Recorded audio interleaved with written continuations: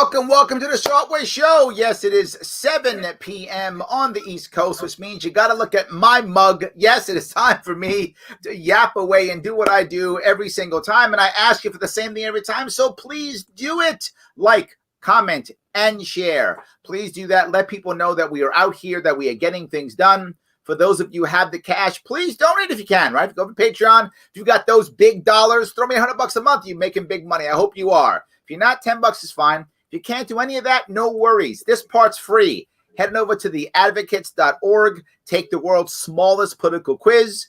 And please post your results online and share it with your friends. They're my sponsor, and that's free. So please do that. If you are someone who enjoys CBD products, you can support a libertarian person who actually runs this, grownselection.com. Put in Sharpe Way 20. You get 20% off only because I love you. Well, not really, but that's okay. Please think that, and it'll make you feel better about your purchase. So please go ahead and do that. I am very lucky today. I have with me today someone who I've known for years, someone who used to be part of the Libertarian Party and has walked away. And I want to talk about that. The man himself, Mike Shipley. How are you? Fantastic. How are you? It's great to be back on one of my favorite shows. Oh, I love that. Thank you so much. I appreciate that. That was very good pandering. You're doing well. So, yes. But I want to ask you a serious question, though, particularly after this election, right? After this election, a lot of people were disenchanted, unhappy, mad, upset, all types of things. But you kind of were already aboard. Like, you kind of knew this wasn't going to go well, like months ago. You walked away months ago. And I'm kind of curious, what was the canary in a coal mine for you? What was the thing that made you go, you know what, I got to walk away? Or if you don't want to talk that way, what was the straw that brought the camel's back? Either way.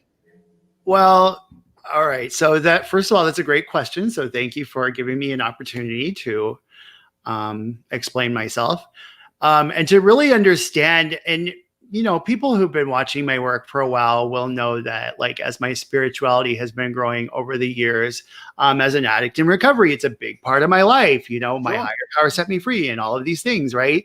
Well, like, the deeper that I grew in my spirit, in other words, I'm telling you, the seeds of this were planted a while back, because I don't know what Bible, like, Donald Trump and his people are reading, the political evangelicals, but the one that I'm reading keeps teaching me this lesson about, like, not to look for salvation in worldly power, that human systems cannot set us free. And so this, like, long-term kind of, like, conviction in my heart as I grew was, like, kind of connecting to my anarchist ideas, that, like, you know, political systems aren't going to be setting us free. And maybe that's not what I want to spend most of my time doing. And as you can imagine, someone who's, like, super entrenched in political organizing, that was a really tough pill to swallow. That's why I'm asking, because I know you were someone who'd be knocking on doors. I mean, that was you, right? You waved the signs. I mean, you were that person. I was. And, you know, I still believe that the world can, you know, I became sort of entranced with this idea of, like, a society built on love for neighbor. Like, if we take I love that idea, like, out of the way, and, well, you don't really like to get it out of the way, because loving your neighbor also includes not hurting them or taking their stuff, right? Mm-hmm. But it's bigger than that. It's more like, it's just more resilient and, like, I don't know. I became interested in, what does it look like if I reframe all of my work around that idea instead? Okay.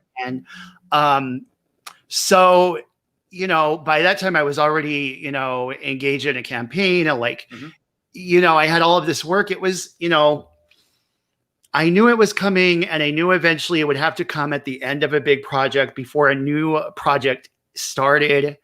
There's all this concern for, like, optics. And so I think if you're watching, like, from a distance, you're thinking, oh my gosh, Mike lost, so he got mad and left.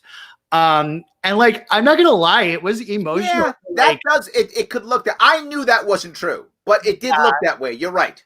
It did. And, like, the timing was all, like, there to where I haven't even bothered to, like, care that people thought that, because, like, what are you going to do? I mean, it just was like, that was the breaking moment. And it was emotional to watch only 38 people vote for me. So, there's a little bit of like, I'm a human. I still have an ego. I'm not that enlightened. Like, I'm not actually Jesus. But look, I've sat and talked with you more than once, right? I know that you took this seriously, that you wanted, for those of you who don't know, Mike ran for the chair of the Libertarian Party this year. And I know you took it seriously. I know you did. You had a plan. I know you did. And I'm sure it wasn't good, to not win that thing. I get it. And I know you wanted to win. You know what made it emotionally like difficult for me, to where like when it came to an end, like it really, like it was a burnout and a weight lifted, and it, there was that layer where I was like, oh my gosh, I'm so glad to be done. Like, I'm fucking out of here. Yep. It's because, am I allowed to like speak on this show? Yeah, it's the internet, whatever you want. I'm sorry. I just don't be sorry. F-bomb all you like. So I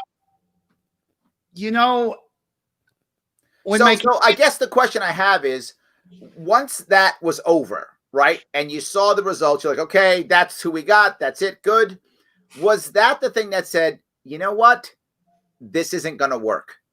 Was that when you said this isn't going to work, or was it the aftermath, or was it people's reactions to you? I'm curious as to what was the point when you went, you know what? I'm done.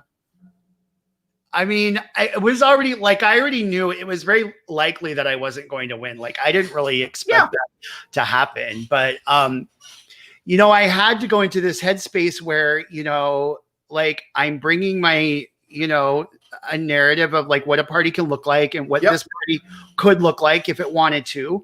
And in order to like sell that both to myself so I could sell it to other people, like I really had to go into a place where like I believed that was best for the party. So, which I still believe that, right? But like, so it was really hard to have them kind of snap into this, like this whole centrist thing. And like, yes. I don't know if you noticed my speech, like I'm really mad at centrists right now. Like that's part of it.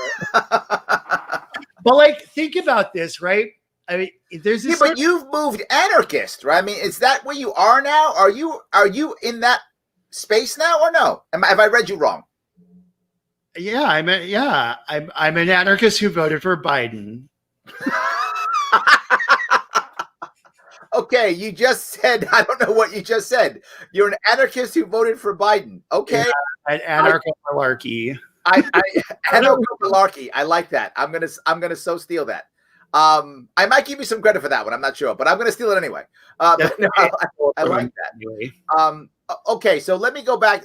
You threw that one at me. So you're an anarchist who voted for Biden. I didn't think I would hear that today, but fine. I'm okay with that. So an anarchist votes for Biden. Tell me how you square that circle, right? It seems like that's a circle that shouldn't be squared. Well, you obviously squared it. So tell me how you squared that circle. It doesn't need to be squared because Biden's a horrible person. He's just relatively less horrible than, Donald Trump. For me, Donald Trump represents an existential threat in a way that's much more immediate, and being a swing state. As an anarchist, you're never really voting for what you want anyway. It's always a tactical consideration. So you're free to like tactically, if you're going to vote, that's already a compromise. So wow, that's funny. I hear many anarchists say the only way to vote is to not vote, right? That's one. Or to always vote for like the most fringe candidate, right? That's what I've heard. This is the first time I've heard someone say, but I get where you're going with it. You're saying if you're an anarchist, every vote is a vote against something, and you're just picking the thing you're most against. Sure. So for me in Arizona, ballot access for the Libertarian Party is safe here. So I didn't have that, on my chessboard here in Arizona in a swing state, that was not a consideration. Got it. So the next thing is, we've been historically red, but there's a chance of turning blue. Mm-hmm. That was huge for us. So, okay, I'll vote for Biden. I'll hold my nose and do it. And then continue to hold the system accountable to the degree that any of us are able. So then let me go to the next piece. The system. One of the things you talk about often is the idea of some type of leadership or power. Maybe leadership's wrong. Maybe power dynamic or something. That's a big issue that you deal with. What's the power dynamic? Where did that come from? Who's really in control? Who's really running things? That kind of very often, but you talk about that idea, right? Who is actually maybe not even physically, but maybe culturally or emotionally forcing someone to do something? How do you deal with that in a government system? In other words, you talk about maybe I'm not being clear. I'm trying to put my question in the right way. You've talked often about things like how we speak is often based upon our culture, where how our culture has moved us is often how we speak, and that even in itself is a way of sometimes power dynamic or dominating somebody even through our speech, right? Making somebody less than or something like that.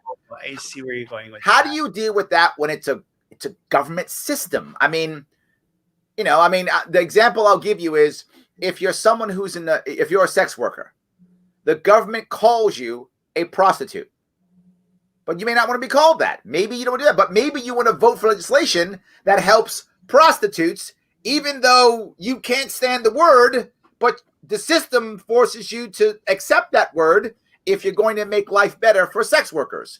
Am I clearer now in my question? How do we deal with the cultural issue when it's a governmental system?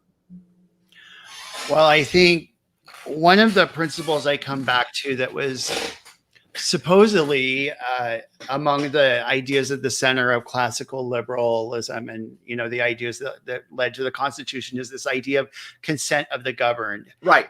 And remember the picture of the, Feminists for Liberty waving that sign, libertarianism is consent culture. And I like that frame around the non-aggression principle, or just generally ideas of a non-violent world, a non-coercive world. Yep. That consent is the necessary element for any ethical relationship, including a community, right? So like in theory, if everybody's consenting, then structure is okay. Even a big structure. I see. Okay. So I think by like putting that out into the center, like think about how is Joe Biden chosen? Between Bernie, between all of the, does that look like consent to you? How does legislation get passed? Does that feel like consent to you? No. If not, then these systems aren't living up to their promise. And, at least since our politicians pay lip service to those ideas and they're at the center of libertarianism. I think what you're saying is we shouldn't be looking at a system, whether it's left or right or democratic or not, or party or not. We should be looking at a system does that system allow for maximum consent of those affected? Did I read you right? And I'm glad what you just said is like, I think it's really important to avoid politically charged terms because the polarized atmosphere that we have has been deliberately inflicted on us for the purpose of controlling us. So someone's a word and you're like, oh no, I'm not that. Or like, oh, I'm that. You know what I mean? Like it's like creating these entrenched, rigid, galvanized battle camps. Yes. So if you can avoid triggering that, and consent to me doesn't sound like it's charged like that. Yeah, I don't think so either. I think most people like the word, right? Yes, I want this thing. I'm okay with this thing. I think consent's good. It does. I don't feel like a left or right gets upset at all about that. So that's where you're going with that. Okay. So if we're going that road, do you think the Libertarian Party has lost its way? Do you think it's not doing its job well enough? What's your gut on the party? Well, in the spirit of hating on centrists, okay, I would be very reluctant. So first of all, that's the same way we ended up with like a Joe Biden, who is just basically a Republican. Because now I know some of my libertarian listeners are going to be like, that's not really what conservatism means. But like at heart, conservatism is like looking to the past or holding on to the present and trying to resist progress. Now I get that you can reframe that and be like, oh no, it just means I like markets. Well, yeah, okay, because like markets are, you know, an old idea. So here's my point. The past is frozen. It exists. It is what it is. It's not going to change. Whereas the future, we can imagine all kinds of things there. So if you're trying to get on the same page with someone whose like ideas are frozen and you compromise with that over and over again, you always find the middle, then you're always like, it's like a Zeno's paradox, you know, like the arrow, it gets half and half and half. This side can't move. The past. But don't we rewrite the future? I mean, the past constantly. Don't we rewrite the past constantly? Sure, like the beautiful narrative about the 2.5 kids in the 1950s in this. Absolutely, yeah. But that political frame is still placed around ideas like patriarchy for a reason, and those ideas are deeply rooted in thousands of years of history. Sure. I'm with you on that. At the same time, though, don't we see that even in our culture, our movies, our politics, don't we see the patriarchy clearly not being as strong as it was? I mean, the both Democrat and the last two presidents that were elected, even though they were male, both of them had female chief of staff and female campaign managers. I mean, there are more women getting elected. I mean, you look at most of our pop culture, lots of female leads, strong women. I mean, isn't that a thing? Aren't we having more and more people who are not the patriarch, right? The stereotype of that from the 50s. Isn't our culture moving away from that being the only guy who's in charge? Feminism isn't just when the guy in charge has a vagina. Okay, tell me what that is then. So I thought we were talking about the power, right? Well, okay, don't we want to have the woman in charge sometimes? Don't we want to have the guy who's not necessarily in charge sometimes? Why do we need to replicate a very old social dynamic where a single strong figure is telling us all what to do? Okay. So the idea of the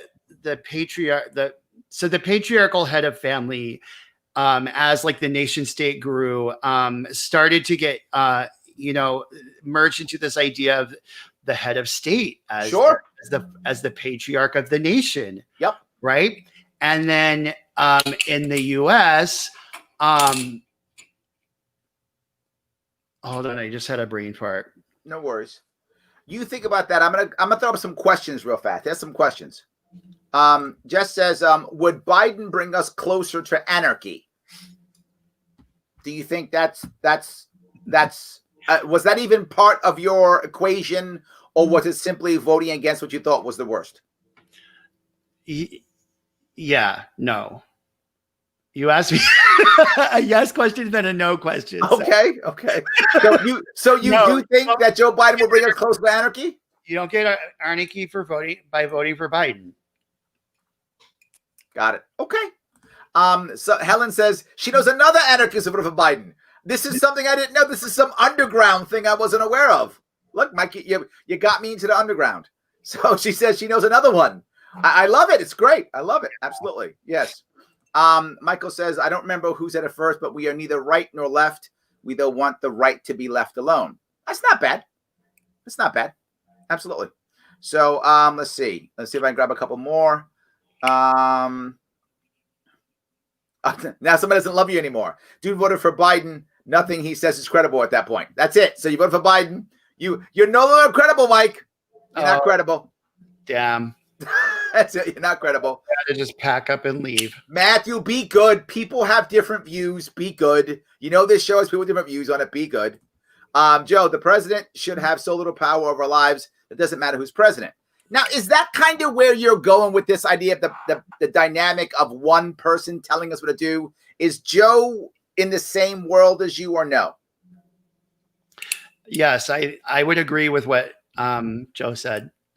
So my concern here is I'm with you. I do think that we maybe don't want to have a world where one guy or gal tells us something to do, and that just because it happens to be a gal or a guy or whatever it might be, right? Whatever might be on top of the pyramid, right? That maybe that's not the right way of doing things. I would agree. At the same time, the vast majority of humanity thinks there is no other answer, thinks that's the only way that things can possibly be done. And something else is going to seem scary and weird. And oh my God, the world's going to end. Yeah. I mean, I get that, which is why I personally am not.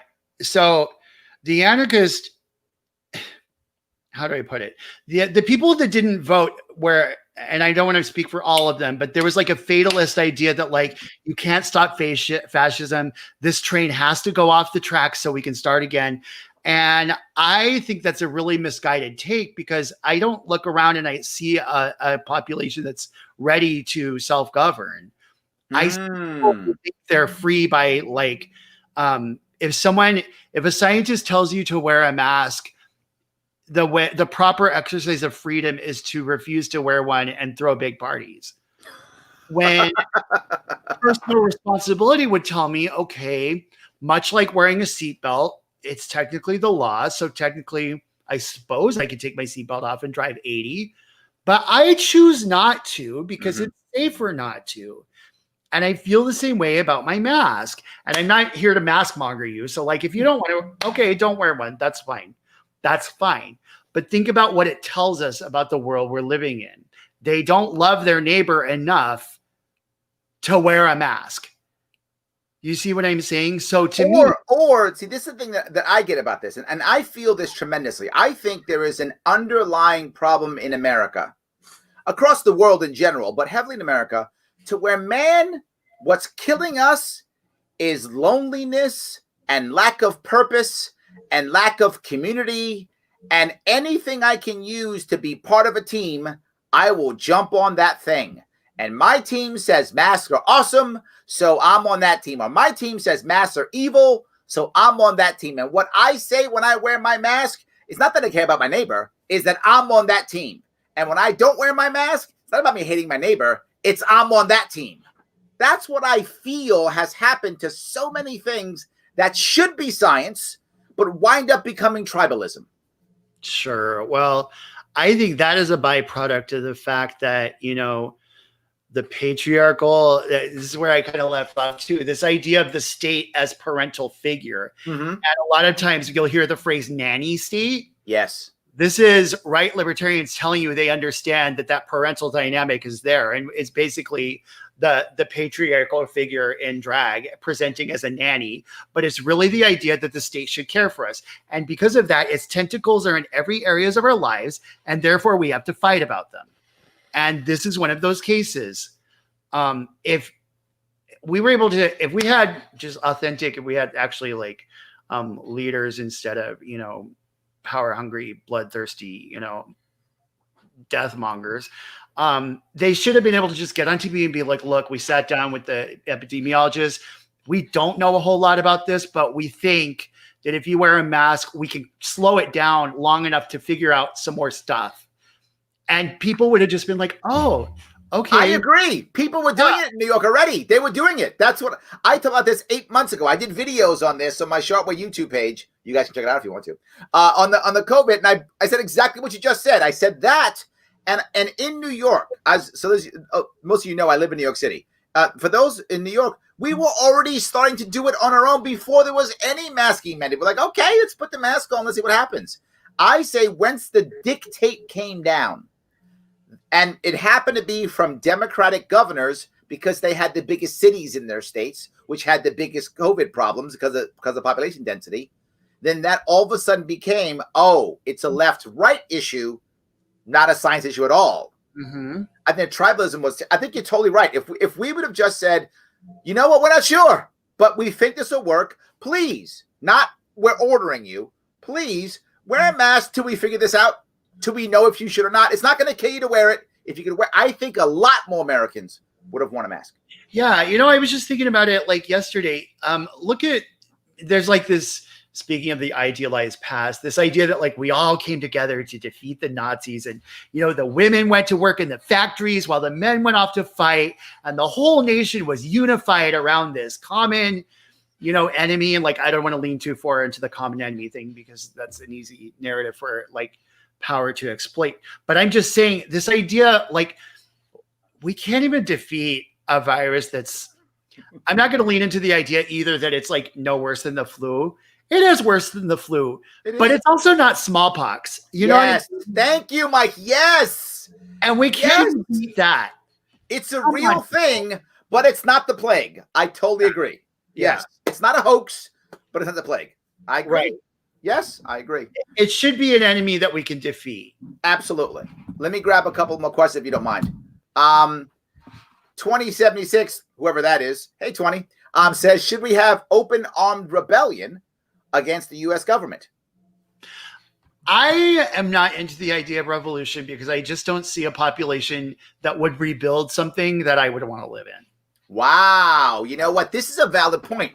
If we don't change culture, it doesn't matter what wars we have. We'll just put the same culture on top with a different guy on top of the pyramid, right? Yep. Yeah. And if you're lucky, it'll be your guy. And if you're not lucky, it won't be your guy. That's just how that works. Right. Well, I am for a non-violent revolution because I just see we are still licking our wounds from our first Civil War. And that's 150 years ago. Why the hell would I want another one? So that now I got to lick our wounds for 200 more years? I mean, we haven't gotten over the last one yet. So right. I'm with you. I really don't want that at all. John asks, wouldn't the LB candidate be closer to anarchy? I mean, I'm not going to get into like all of the nuances, but I will say it was really frustrating to hear the figurehead of our party in this election tell people that anti-fascism is more fascist than Donald Trump. Now, with that said, okay, I guess I will say a little bit, but yeah. You want me to back off? I'll back off, Mike. I don't want you to feel awkward. Even with that said, okay, is she closer to anarchy? Okay, begrudgingly, yes. Then Joe Biden, yes. But again, I was in a swing state. Ballot access was not at risk here. We had a chance of turning blue and giving those electoral votes, and that's what I did. Okay. Jess asked, is the Green Party left-wing libertarianism? I've heard that before. I have heard that before. Does Mike like the Green Party? I mean, I think the Green Party is a little bit more of a mix than that. So you do have, you also have like people that are just too edgy progressive enough for the Democrats.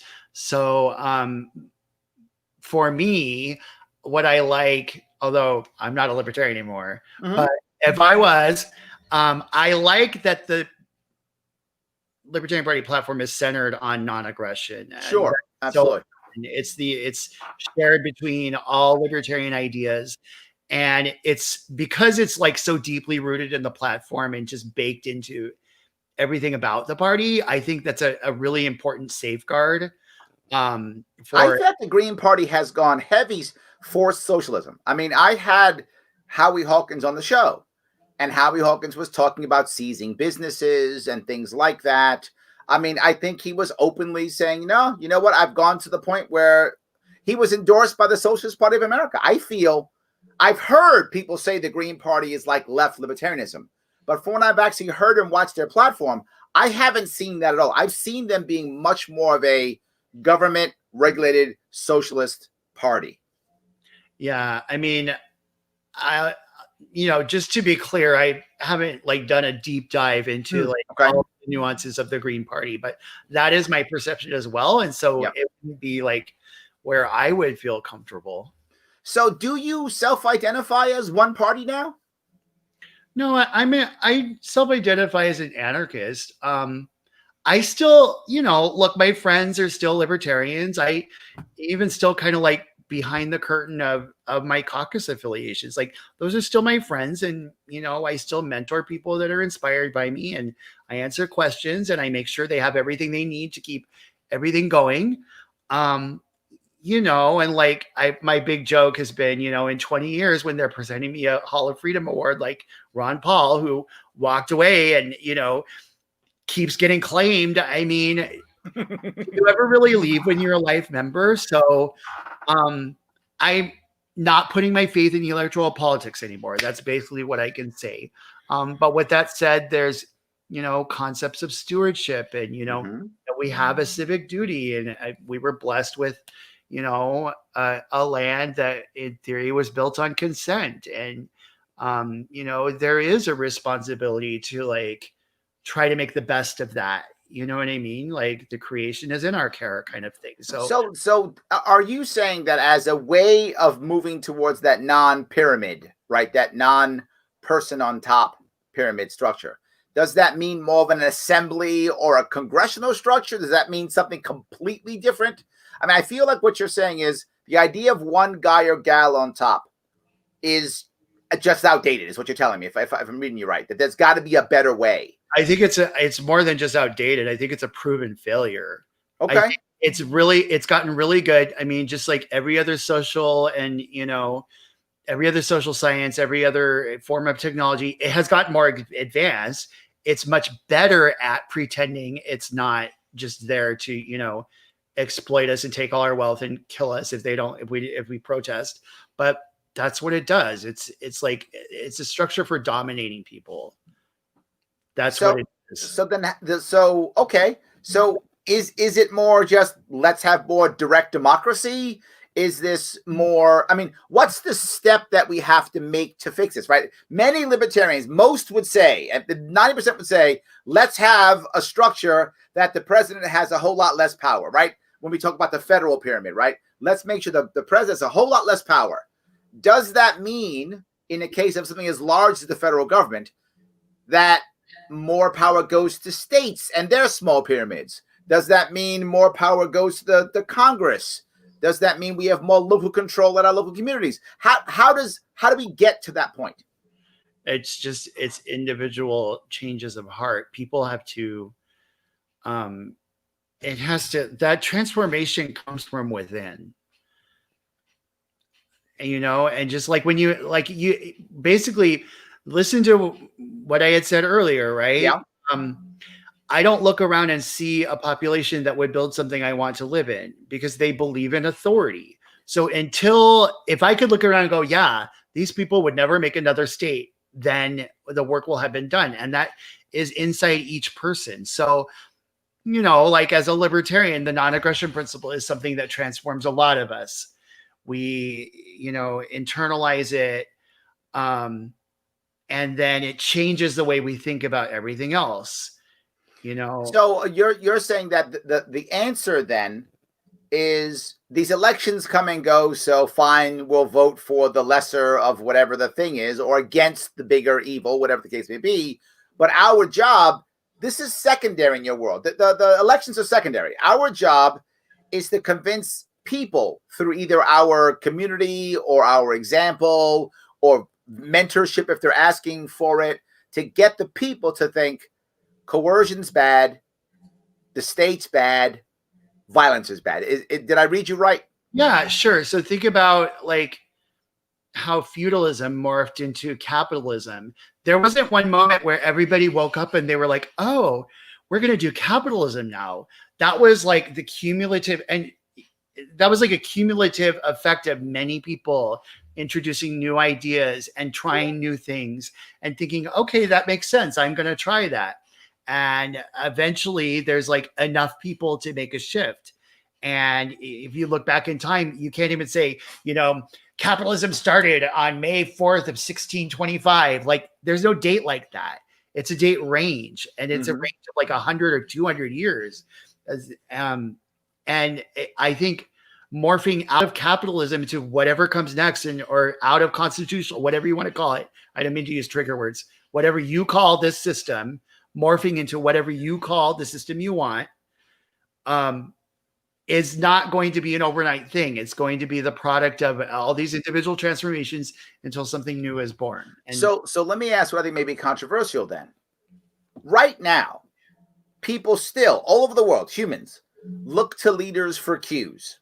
right? They look to a leader for a cue. What's my leader that I support? What's he or she saying? Oh, they're saying this stuff. Maybe I should think about this stuff. That's still a common way. Is there value in electing people into an office who think the way you're talking so that they can give those cues to people? Or is that really not that important? Is it still just knocking on doors and having the conversations and doing the podcasts? I mean, sure. I do think that like each person has to like kind of move as they're called, I suppose. If you know, so like if that's a calling for you, I will tell you that like I didn't like how it felt to run for an office. I'll probably never do that again. Mm-hmm. But there are people who could probably be really good at that. And someone like AOC, you know, she's not a libertarian, but she's libertarian-ish in some ways. There's Justin Amash, who I actually love a lot more as a non-politician. His tweets are on fire now. I didn't like him but he was capable of at least getting elected. So there was that, right? He was, right. You know. But I'm not sure AOC's in that world anymore. In what world? In the world of running good campaigns now. She's my congressperson. And what I'm saying is when she first ran, she busted her rump. She knocked on my door. Like she was out there. She was working for that seat. And I'm not an AOC fan. I didn't vote for her. I'm not a fan. However, I will always give her credit where credit is due. She worked for that seat. She busted her rump for that seat, and she slew a giant. That guy was a serious player, Crowley, who she beat in the Democratic Party. He was a serious player, establishment guy, and she beat him. Total credit for that. But she didn't do that last time. I don't think I saw her at all in my area at all once. She was off like doing stuff for like magazines and stuff, and she wasn't running. Like her people showed up here or there. But I'm not sure she's one of them. I think Justin Amash is still doing the thing. He's still having the town halls. He's still meeting the people. I don't think AOC is. Well, my point is, if to the point of, is there value in doing that? Because I'm sorry. Yes. Okay.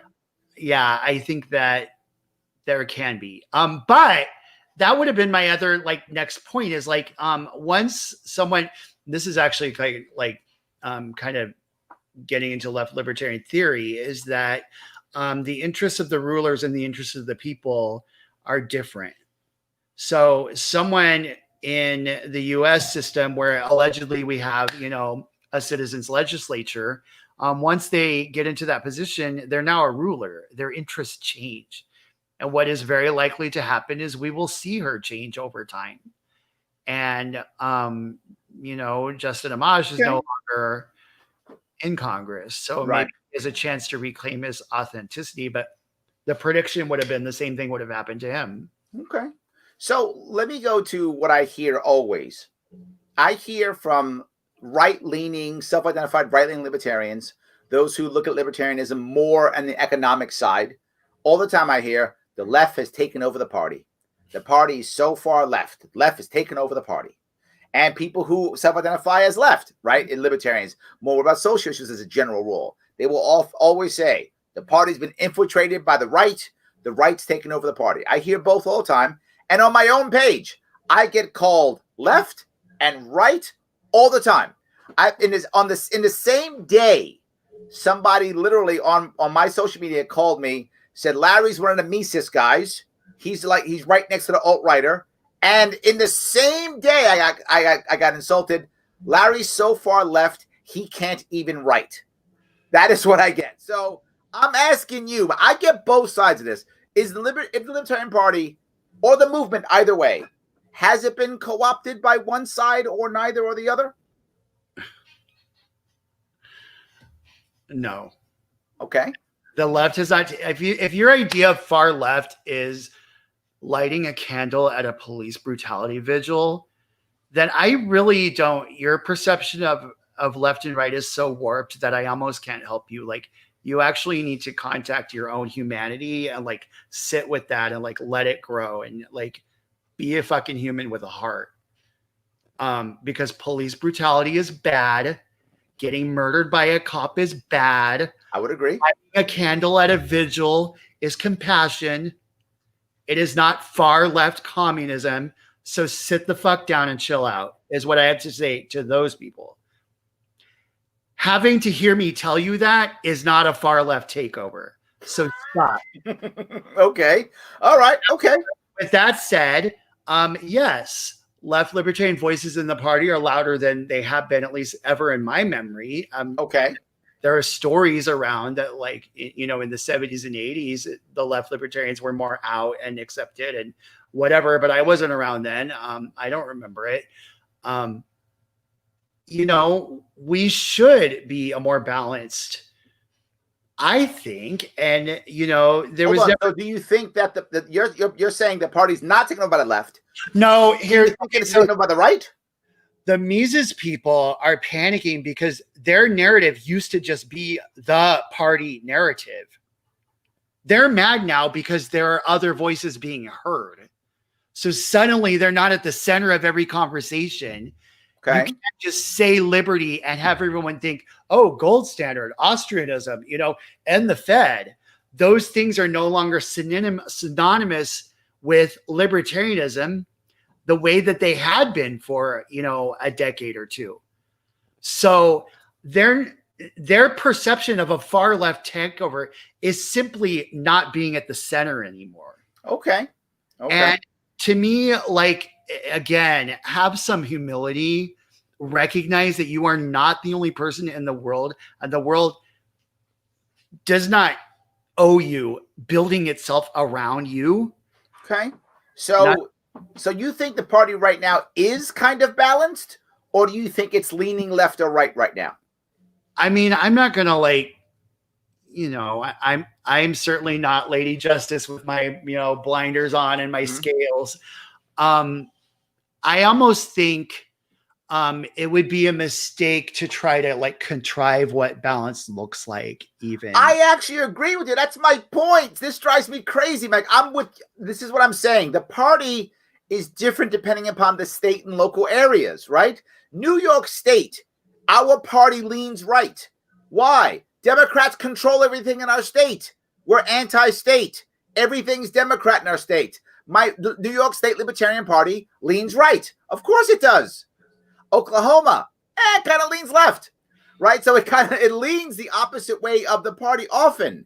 And I think if we're at top of the ticket, if we're going to jump and say one guy's evil, the other guy's evil, we're actually hurting bottom of the ticket and also turning people away. I don't want to turn people away. I want the people who are in New York State who are unhappy with, our governor to go, you know what? I don't have to become a Republican. I can become a libertarian. I want the people who are Republicans who are going, I'm tired of getting my butt kicked in every statewide election. I don't have to become a Democrat. I can become a libertarian. I think that each party leans based upon where it is. That's what I think, because the one side feels more oppressed than the other because of where they live. And then they move towards libertarianism as a way to say, I don't want to be oppressed anymore. Yeah, I completely agree with you. And it just kind of it reinforces the point that, if we're sophisticated enough, I suppose, to know our intellectual traditions well enough to present the language and the vocabulary and the rhetoric that's going to resonate in the time and place that we're speaking, know your audience. Yes. If it's a right-wing audience, lean into that Austrian thing. Absolutely. There are some cool ideas there.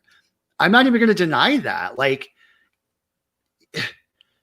Chill out. No one's trying to erase you. Give me a break. But if you're speaking to a left, a Democratic Congress, district or whatever it is. Yep. Lean into, the autonomy and the self-determination and the consent and the egalitarian, feel free to use all that, because it's going to resonate, and we're stronger when we're able to do that. Well, you brought this up many times, and you talk about rhetoric and you talk about the language being used and how it lands. I'm a big fan of making rhetoric land, and people often say, well, Larry, why would anybody vote, for this guy? He's this thing or she's that thing. And I said, yeah, but the rhetoric is good. right? If someone's saying the things that I want to hear, I'm drawn to them. If they're saying trigger words that make me angry, I'm repulsed by them. It's just how it works, right? So I now have to get past either that repulsion from the words they said or that admiration from the words they said, and then look at their policies or ideas or whatever the case may be. And it's totally true. That's why now I use the phrase GSM versus LGBTQ+. I use GSM instead. I feel the reason why I did it is because of what you said. You said it's more inclusive. And that's what I liked about that phrase. So you don't know, GSM is gender and sexual minorities. It's much more inclusive. I don't have to keep adding stuff. There's no need for a plus or another letter. That's who you are. I like that rhetoric or that language. Are libertarians failing on that, or are we getting better? I mean, I think we're getting better, but maybe something to kind of maybe just sit with and meditate and like process how everyone's using language is that there's another vocabulary that we use for speaking to power, right? So words like tyranny or like just using the like most like framing framing the political system in its worst light in order to like help other people understand why it's bad and we should move away from it. And we're surrounded by the state. So we may be in that like headspace a lot, right? Well, if I turn that language against a right winger, because I'm so used to using those words to describe, the corporate hierarchy or Sure. I'm losing my train of thought, but no, but you're saying you want to make sure that you use the right words when you're talking about government also, right? Not just about an individual, but also about government.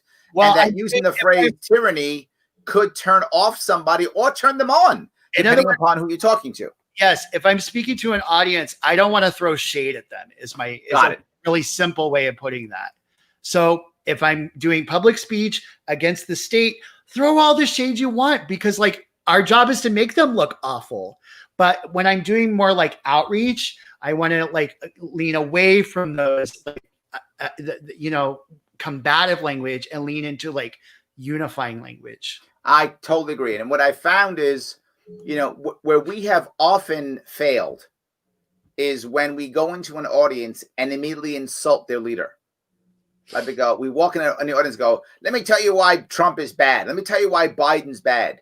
Not that we should necessarily say those things. Maybe we should, depending upon who we're talking to. But when you lead with that, you've immediately told the person, oh, I think you're stupid. You've just thrown shade, if that makes any sense. You've just thrown shade at them. You've just said, oh, you thought that Biden or Trump was good? Clearly you're stupid. We've just said that versus saying, let me tell you about why I care about you and why some good ideas, and then say, Biden and Trump aren't doing that. Right. And, just from my recent experience of, being an out Biden voter, out Biden voter. and like, to be clear, I was not like promoting Biden as a good idea because he's not a good idea. I just was open. I chose to openly vote for him in case others were feeling isolated. Right. So with that said, it was out there and people were mad and I was getting like drama was coming at me. And here's my message, or like what I want to tell you about that experience is that even as a person who understands that neoliberalism is only like a lesser shade of fascism, and like I knew that that was not like a good person. I did not want to quote defend or promote him.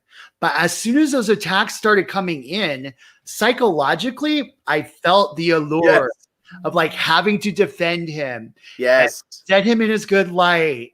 And you're wrong. And this is right. And like, so my point is like that psychological like instinct is real. Like, I think it's deeper than politics. Like it's just human. When you are being attacked, you defend. Absolutely. And people don't get that. We did that, we did that as a nation when Trump won in 2016. When Trump won in 2016, as a nation, media we all of a sudden said, oh, you voted for Trump? Clearly you're a racist. That's what the country just did.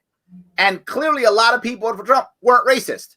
But all of a sudden they found themselves defending people who were racist because they were defending, they were behind their own team. And there was a chunk of people who clearly were. There's a chunk who was. But the vast majority of people voted for Trump. Either were right-leaning or hated Hillary or whatever their reason was. But all of a sudden they found themselves defending people they probably shouldn't have defended because of what I think you just said. And the same thing happens when it comes to the left, right? I know friends most of my friends in New York City are Democrats. They don't like socialism. Most of them don't. Some do. I have friends who love the concept of it. Most don't like that you have government-sponsored socialism at all. They can't stand it. But they wind up defending it because people attack them who are Trump supporters and say, if you're a Democrat, you're a socialist. So they wind up defending socialism even though they can't stand socialism. So I think it happens both sides all the way. It happens both sides all the time. So I completely agree. Yeah, I remember most people are not like entrenched in theory like we are. So they're much less defenseless. Like I obviously have a deeply rooted like belief system. So even though I felt that impulse, I recognized it. And so I didn't like act on it. But most people are kind of like, they just like, you know, go operating from a feeling and emotion. Mm-hmm. So like, my point is that stuff happens. Just it's real is my point. It's real. Okay. A couple of comments I want to bring up. Dano says anarchy and libertarianism is not the same thing. I agree. They aren't the same thing. Too many people think they are, but they aren't the same thing. They are different. Absolutely. Helen says, I don't trust Biden to keep his promises. Helen, I'm with you. I don't either. I'm with you. I agree. I don't either. I think Mike even said it. He's not a good guy. I don't agree. I agree. Absolutely. So, people are products of their environment. If your environment is everyone's wearing a mask, you'll probably wear a mask. No force necessary. I think there's a lot of truth to that. I think we really are affected by the people who we respect and care about. That's true. Do you think we're off with this one, Mike? Yeah, I do agree. And I think I would echo the point that you were asking about earlier. What is the value of a platform or gaining a platform? And I think sort of responsibly using that is a valuable thing to think about, because even when you don't have an official platform and you're just considered a leader, people look to you and they pick up cues from your behavior. Absolutely. You know, even if you don't think that you have a platform or you're not very well known, I promise you there's someone who's inspired by you. Probably true. Yeah. Think about that. Yes. So would Mike support the idea of a government without an executive branch? Is that part of it, Mike, or is that not a really a big thing for you? I understand the idea of structure. I think structure is a good thing. Structure and process. Like in a paradoxical way, anarchists are like super committed to like meetings and process and making sure everyone's voice is there and like having a structure that makes sure that like it's all heard and that we achieve a consensus. So like I wouldn't call it government, because for me, government's a monopoly on violence over a geographic territory. But with that said, I can't see the question anymore, but I think if you take the violence out of the concept of government and you just leave only structure, then yes. Huh. Okay. Interesting idea. Brennan says government is a balancing game. Too much and you get tyranny from the government. If the government is too weak, you get a de facto feudal capitalism, and you'll get tyranny from private enterprise. Do you think that's true? Yeah, I think top-down corporate, centrally planned organizations are just mini states. And their coercive lever is basically that they have resources that you need, and you... But if there's no government to create monopolies, or the government's weak, I should say, and doesn't necessarily create monopolies, aren't we in this case not having a government, because we're having There's not a monopoly on resources. There's not a monopoly on money. There's not a monopoly on anything. There, I can go to the Walmart in theory, or I could go to the local store type thing, right? Doesn't that break the monopoly by default if there's no government to create regulatory monopolies or cartel systems, or in the old days, just legalized, the royal king says monopoly? Yes. Corporate structures require violence to exist. And if you take the violence away, they will no longer look like the corporate structures that we know. Explain that piece to me. I don't see that as clearly as you do. You obviously see that clearly. I don't see that clearly. So, I mean, I've had many corporate structures in my life. I've never used violence. well, okay, first of all, when you start the business, the government gives you a piece of paper. Yep. And it creates an entity that is now allegedly the business. Yep. And you own the piece of paper. Correct. Allegedly, the piece of paper now owns everything that ever gets done in the name of that business. Yep. But that's not actually how property rights work. Property is the fruit of your labor. Okay. So you can only produce as much fruit as one person can produce. So that's the natural fruit of your labor. If a second person comes, you split the money. We're going to work together and we're going to split the money. A third person comes, we're going to work together and we're going to split the money. A fourth person comes, we're going to work together and split the money. That's how humans naturally do things instinctively. And, if we want to build a construct of property rights on that, we can. It is the fruit of your labor, and therefore you rightfully have control over it. Therefore, I rightfully get control over 1/4. It's still connected. The magic piece of paper circumvents that. It takes the fruit of that labor and attaches it to that first person. Okay. But if I create my entity and I say, hey, Mike, do me a favor, make something for me, whatever that is, the fruits of the labor. And you consent to saying, yes, Larry, I will give you the fruits of my labor. And you will give me in return a salary or a fee or insert thing here. I'm going to give you $500 and you're going to give me the fruits of your labor. I don't see the violence that you're voluntarily giving me the fruits of your labor. I'm giving you $500. I want to give this to my company, my entity that I created. Where's the violence there? Why would I agree to that? People do it every day. Because we're living in a system where the wealth has been centralized by these magic pieces of paper for hundreds of years. But this was happening before there was magic pieces of paper, right? I mean, the idea of credit existed, probably 100,000 years ago. The concept of credit, the concept of I did something and you owe me, I think that existed probably 100,000 years ago, didn't it? Now we've just put it on a sheet of paper when we might have kept it on a niche on the side of a cave wall to say, Mike owes me 2 favors because I did 2 favors to him. The accumulation of wealth by dominating people has been around for a very long time. And because of that, there are pools of wealth. And then there are a lot of people who have no wealth, who have been denied the ability to accumulate intergenerational wealth and who only have their labor to sell. And because those magic pieces of paper keep the wealth in the hands of those who currently hold it, the ones who do not are perpetually forced to bargain from a place where their actual property right has already been seized from them. Because I can't just say to you, no, it's properly half mine. And you're like, no, see, I have this piece of paper. And that piece of paper is state violence. So that is why capitalism... So you're saying the piece of paper is the violence. Right. Well, it's your magic ticket to go into a court and have the law take your side.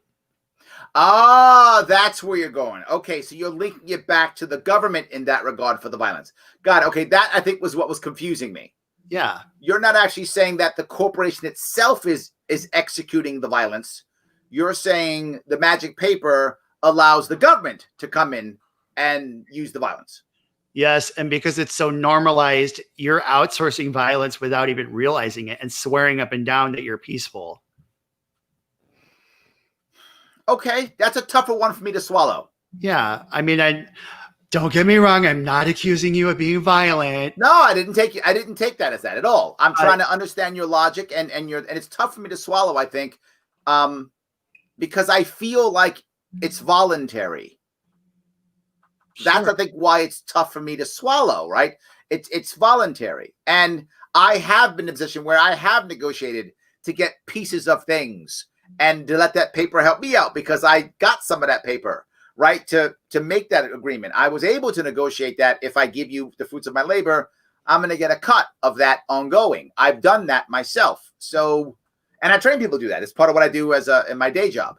So I think the magic piece of paper can be used by both sides. And I think unions do a decent job of getting what they want from their workers, even though there's very few union workers now, 7% or something like that, very few.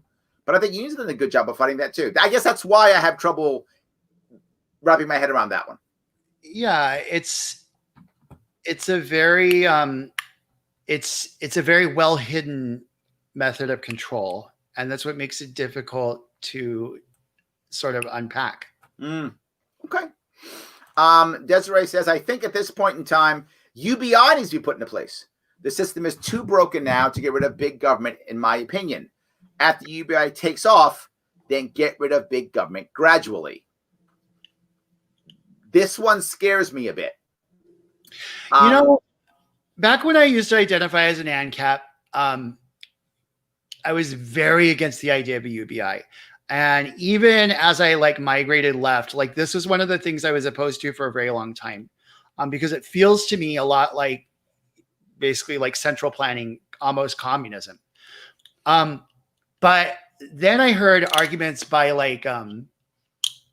Sam Coppinger, who we all love to hate, who has... No, I love him. He just hates me.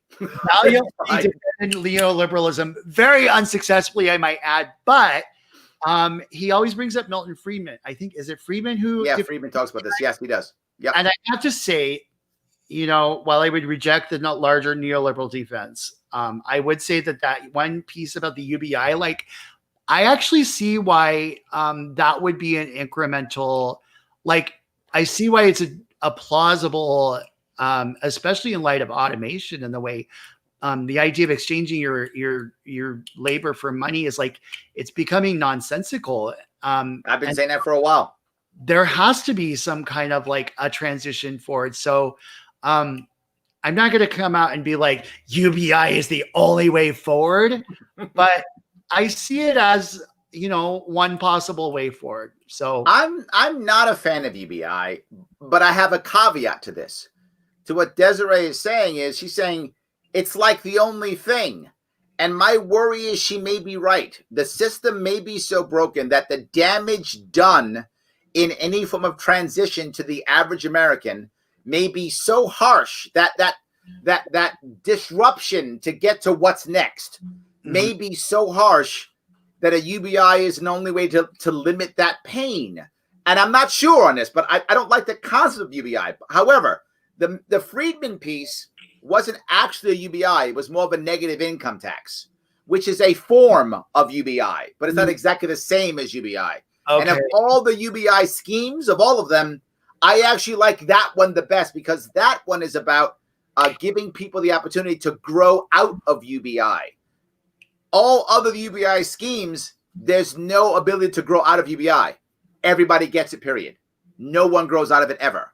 The negative income tax style, not everybody gets it, only those who are under a certain amount of income, and you can grow your way out of it by doing a stipend coming back as you make more money. So I think it's a better, but my worry is what Desiree said at the end. After UBI takes off, then get rid of big government. See, that part never happens. That's the problem, Desiree. I agree with the idea completely, but man, I've never seen it happen before. Yeah, I feel like if that is the direction the larger conversation goes, I don't think I would put as much energy into trying to stop that as I would things like the war machine or the police. Yes. I think those are so much more dangerous than, whether the absolutely prints more money. Absolutely. Absolutely. So let me ask you, what do you think the future is? For what? For the liberty movement in general. Not necessarily the party, but the movement as a whole. To include the party, obviously. But I'm one of the people, I know some people disagree with me. I think that the libertarian movement is not the party. That the party is a part of the movement, but the movement is bigger. I mean, I do think, first of all, I did look directly at the candle at the camera and, shake my finger at those Mises people earlier. And, that feeling is valid. But I also, to answer your question at this moment, I would also want to say something empowering, like, please do not panic. Ask Austrian, like, you're not being erased. And also, no one's like, don't feel any shame. Like, it's okay to be a right libertarian, but it's also okay to recognize that there are lots of libertarian ideas as well. And the reason I say that is because, and I suppose I would say the parallel, in the spirit of balance. If you're a left libertarian who's been very skeptical of working with capitalists or whatever it is, that there are critiques there that are valid. And I'm not going to dishonor that, but also, everyone has a stake in dismantling this giant system. And if we could do anything, I think the most important thing is to learn to trust one another, right? So unity is an action. So when we talk about bottom unity, that's not just going to happen by accident. That's going to come from kind of letting our guard down and peeking out from behind that boundary, seeing that a bullet didn't really hit my head. You know what I mean? Oh, maybe I'll step out and shake your hand next. And, get to know each other and learn that. It's one of the reasons why I have this show. I bring on people from all over the joint so that people can see other ways people think, and I don't yell at anybody. The only people I yell at is my own governor when I roast him. That's the only person I yell at. No one else do I yell at, right? We just talk back and forth, and I get yelled at once in a while, but I don't yell back when I do. So I want to have conversations. I think you're totally right. And I think we have to trust each other. I'm in. So before we wrap this up, Mike, anything you want to bring up before we wrap this up? No, thanks for having me on. Oh, that was easy. Yeah. I've been doing a lot of media or, I've been really enjoying kind of letting my own worldview transform me and just see what my next projects are going to be. So I really don't, all of the caucuses that exist still exist, and there are some great people keeping them moving. So if you're interested in any of those things, they're out there. As for me, if you want to follow me on Twitter, it's at Mikester. There it is right there, at Mikester. Twitter following so that there's balance with my Facebook in case I ever get zucked. I know the zucking is a problem. Absolutely. Yes, absolutely. Guys, as always, please do me a favor. If you've got some cash, support the show so I can keep doing this. Patreon.com/Sharpe Way. If you can't do that, no worries. Please take the test, theadvocates.org. It does matter. It's the world's smallest political quiz. They are my sponsor. Make them happy. And of course, head over to Grown Selection if you are someone who enjoys CBD products. Put in Sharpe Way 20 for 20% off. I want to say thanks, Mike, for coming on. You came on a short notice also. I appreciate it. Thank you, everybody, for watching. And I will see you all tomorrow. Good night.